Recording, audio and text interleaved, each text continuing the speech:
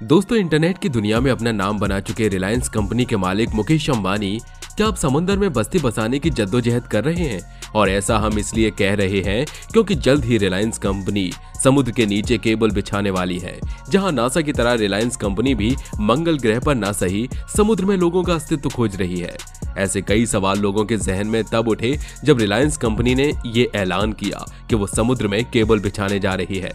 तो आपको बता दें, उनका मकसद समुद्र में बस्ती बसाने का तो बिल्कुल नहीं है, बल्कि वो इस केबल के जरिए आप तक इंटरनेट पहुंचाना चाहते हैं। अब आप कहेंगे, इंटरनेट तो वैसे ही हम चला रहे हैं और खूब अच्छा चला रहे हैं, पर समुद्र के अंदर केबल बिछाने की क्या जरूरत पड़ गई? इन सभी सवालों के जवाब आपको हमारे इस वीडियो में मिलने वाले हैं, तो बने रहिएगा हमारे साथ वीडियो के अंत तक। दोस्तों, जैसा कि आप सभी जानते हैं कि रिलायंस कंपनी इंटरनेट की दुनिया का बेताज बादशाह है, जिसे इंटरनेट के जरिए हम लोग कोसों दूर रह रहे लोगों से आसानी से बातें कर लेते हैं, आसानी से अपनी फोटो भेज देते हैं, आसानी से कोई भी मैसेज पहुंचा देते हैं। ये सारा कमाल रिलायंस का है, जिसने 2G, 3G, 4G और अब तो 5G भी लॉन्च कर दिया, और इसके बाद रिलायंस कंपनी लगातार अपग्रेड कर रहा है। वहीं इंटरनेट की दुनिया में और लोगों के बीच इन दिनों मसला ये है कि आखिर रिलायंस कंपनी समुद्र में केबल क्यों बिछा रहा है? इसका मकसद इंटरनेट से जुड़ा हुआ है। दरअसल रिलायंस जियो इन्फोकॉम की अगली पीढ़ी की multi terabyte India Asia express यानी IAX समुद्र के अंदर की केबल सिस्टम मालदीव के हुल हुमाले को जोड़ेगी। वहीं दूसरी ओर भारतीय एयरटेल SEAMEWE6 समुद्र के अंदर केबल लगाने की गठजोड़ में शामिल हो गई है। आइए जानते हैं समुद्र के अंदर बिछे केबल्स के इस जाल के बारे में और समझते हैं ये कैसे करता है काम। आए दिन हम जिस इंटरनेट का इस्तेमाल करते हैं वो दरअसल समुद्र के नीचे हजारों फुट की गहराई में फैले केबल के जाल की वजह से चलता है। इस केबल के जाल को अब और मजबूत बनाया जा रहा है। रिलायंस जियो और एयरटेल दोनों ही इस दिशा में अहम कदम उठा रहे हैं। रिलायंस जियो इन्फोकॉम की अगली पीढ़ी की multi terabyte India Asia express यानी IAX समुद्र के अंदर की केबल सिस्टम मालदीव के हुल हुमाले को जोड़ेगी। जियो ने कहा है कि वो IAX परियोजना ओशन कनेक्ट मालदीव के सहयोग से मालदीव में उतरेगी।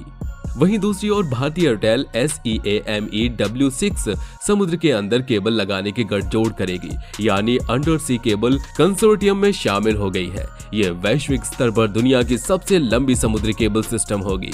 इंटरनेट कनेक्शन के लिए हम सभी अपने चारों ओर केबल्स और तमाम तरह के बॉक्स के जिस जाल को देखते हैं वो पूरी दुनिया को कनेक्ट करने का महज एक छोटा सा हिस्सा है। इंटरनेट कनेक्शन, स्पीड और डेटा ट्रांसफर का असली जाल तो समुद्र की गहराइयों में हजारों मीटर नीचे बिछा हुआ है। ये जाल पूरी दुनिया को एक दूसरे से जोड़ने का काम करता है। केबल के जाल की इस तस्वीर से आप समझ सकते हैं कि दुनिया समुद्र के नीचे बिछे केबल्स के जरिए कैसे वर्चुअल कनेक्शन स्थापित करती है। समुद्र के नीचे बिछे केबल्स के जाल से 99% दुनिया में कम्युनिकेशन और डेटा ट्रांसफर समुद्र के नीचे बिछी कम्युनिकेशन केबल्स के जरिए ही होता है। इन्हें सबमरीन कम्युनिकेशन केबल कहते हैं। मौजूदा समय में समुद्र के नीचे करीब 426 सबमरीन केबल्स हैं, जिनकी कुल लंबाई लगभग 13 लाख किलोमीटर है। गूगल, माइक्रोसॉफ्ट और फेसबुक जैसी बड़ी इंटरनेट कंपनियां इन्हें बिछाती हैं। तमाम टेलीकॉम प्रोवाइडर्स भी इसकी फंडिंग के हिस्सेदार होते हैं। जियो और एयरटेल भी इसी का हिस्सा बने हैं। ये केबल हजारों किलोमीटर लंबी होती हैं और माउंट एवरेस्ट यानी 8,848 मीटर जितनी गहराई से भी ज्यादा नीचे बिछी हुई हैं। इन्हें एक खास नाव केबल लेयर्स के जरिए समुद्र की गहराइयों में बिछाया जाता है। 100-200 किलोमीटर केबल ही आमतौर पर एक ही दिन में बिछाए जाते हैं। इनकी चौड़ाई 17 मिलीमीटर के आसपास होती है।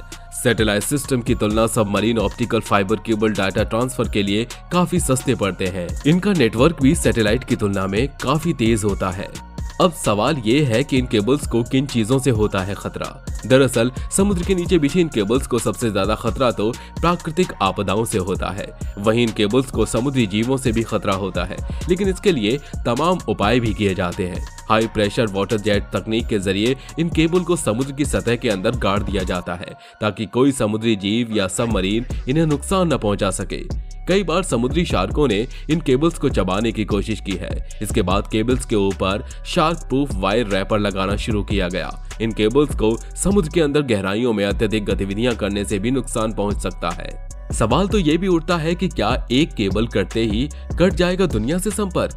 तो ऐसा नहीं है कि सिर्फ एक केबल कटने की वजह से ही संपर्क कट जाए, क्योंकि कंपनियों के पास एक केबल के बदले दूसरे केबल्स का बैकअप भी रहता है। हालांकि इससे कम्युनिकेशन और इंटरनेट की स्पीड पर काफी असर पड़ता है। 2016 में तमिलनाडु में आई साइक्लोन वर्दा ने समुद्र के नीचे बिछे इंटरनेट केबल्स को नुकसान पहुंचाया था, जिससे देश के कुछ हिस्सों में एयरटेल नेटवर्क की इंटरनेट स्पीड स्लो हो गई थी। कंपनी ने ग्राहकों को इस बारे में सूचना भेजी थी। 2013 में कुछ शरारती तैराकों ने यूरोप और अमेरिका से इजिप्ट पहुंचने वाले 4 केबल्स को काट दिया था। इससे पूरे इजिप्ट की इंटरनेट स्पीड 60% धीमी हो गई थी। केबल कहां से काटा, इसका पता लगाने के लिए रोबोट्स को भेजा जाता है। एक केबल का जीवन काल करीब 25 साल होता है। कुछ वक्त की परेशानी के बाद केबल को दुरुस्त कर लिया जाता है। हालांकि बताते चलें कि रिलायंस जियो इंटरनेट की जरूरतों को पूरा करने के लिए बड़ा कदम उठाया है। रिलायंस जियो भारत और आसपास के क्षेत्रों में इंटरनेट डेटा की जरूरतों को पूरा करने के उद्देश्य से अंतर्राष्ट्रीय सबमरीन केबल सिस्टम बिछा रही है। रिलायंस जियो ने सबमरीन केबल प्रणाली के लिए दुनिया की कई प्रमुख कंपनीज और विश्व स्तरीय सबमरीन केबल सप्लाई करने वाली सबकॉम के साथ समझौता किया है। मीडिया रिपोर्ट्स के मुताबिक रिलायंस जियो का कहना है कि मौजूदा समय में कंपनी ने अगली पीढ़ी की 2 सबमरीन केबल डालने की योजना बनाई है। मीडिया रिपोर्ट्स के मुताबिक कंपनी के इस कदम से थाईलैंड, मलेशिया, सिंगापुर, इटली, पश्चिम एशिया और उत्तरी अफ्रीका क्षेत्रों के रास्ते एशिया प्रशांत बाजारों से भारत जुड़ जाएगा। कंपनी का कहना है कि जियो भारत और आसपास के क्षेत्रों के इंटरनेट की जरूरतों को पूरा करने के उद्देश्य से अंतर्राष्ट्रीय सबमरीन केबल प्रणाली तैयार कर रहा है। कंपनी का कहना है कि इस क्षेत्र में इंटरनेट डेटा की भारी मांग को देखते हुए जियो ने अगली पीढ़ी की 2 सबमरीन केबल डालने की योजना बनाई है। रिलायंस जियो का कहना है कि भारत एशिया एक्सप्रेस प्रणाली भारत को सिंगापुर और उससे आगे जोड़ेगी। वहीं दूसरी ओर भारत यूरोप एक्सप्रेस प्रणाली भारत को पश्चिम एशिया और यूरोप से जोड़ने में सहायक होगी। वहीं कंपनी का कहना है कि IAX और IEX के जरिए भारत और भारत से बाहर इंटरनेट डेटा और क्लाउड सेवाओं को पहुंचाने की क्षमता बढ़ेगी। इसके अलावा उपभोक्ताओं को इसके जरिए बेहतरीन सेवाएं भी मिलेंगी। मीडिया रिपोर्ट्स के मुताबिक कंपनी की सुविधा के जरिए 16,000 किलोमीटर से अधिक की दूरी तक 200 TBPS यानी टेराबिट प्रति सेकंड से अधिक की स्पीड मिलेगी। रिलायंस जियो के अध्यक्ष मैथ्यू ओमन का कहना है कि कोरोना वायरस महामारी के बीच इस काम को अंजाम तक पहुंचाना एक बड़ी चुनौती है। इतना ही नहीं, 2025 से ये नेटवर्क काम करने लगेगा। गठजोड़ के 12 अन्य सदस्यों में Bangladesh submarine cable company, Maldives, Djibouti telecom, सऊदी अरब, France, Singapore, Sri Lanka telecom Egypt, telecom Malaysia और इंडोनेशिया शामिल हैं। वैसे दोस्तों, क्या आपको पता था कि जैसे इंटरनेट का इस्तेमाल हम कर रहे हैं उसका कनेक्शन समुद्र में बिछे केबल से भी होता है? शायद आप ये बात नहीं जानते हो, और जो जानते हैं उन्हें तो इस बारे में पता ही होगा। तो मिलते हैं अगले वीडियो में, तब तक अपना ध्यान रखिए। और हाँ, ऐसी तमाम इंटरेस्टिंग वीडियोस के लिए आप हमारे चैनल को सब्सक्राइब करने के लिए बेल आइकन को प्रेस करना बिल्कुल मत भूलिए। Bye bye.